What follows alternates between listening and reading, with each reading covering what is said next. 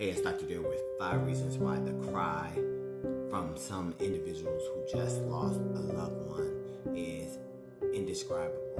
I don't know if you guys have ever heard that cry that comes from some individuals when that pain is so intense and they just let out this cry that just feels like it just shatters the environment. And that leads me to number one. Their heart is broken and you can feel that energy, and that leads me to number two.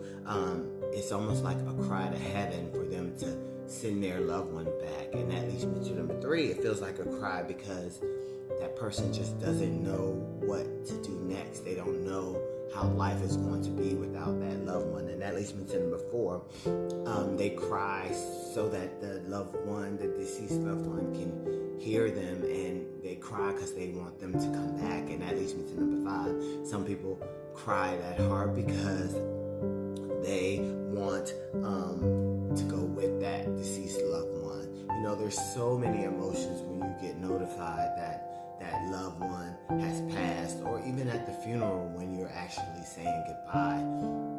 The pain and crying and just not knowing what to do is really, really, really hard and indescribable. I always describe it as autopilot, because after you lose that loved one, everything feels dark. Everything feels disconnected. There's no joy, there's no happiness, there's none of that. And so if this is you and you're struggling with your grief, please seek a therapist so they can help you maneuver through your grief. Grief is really hard.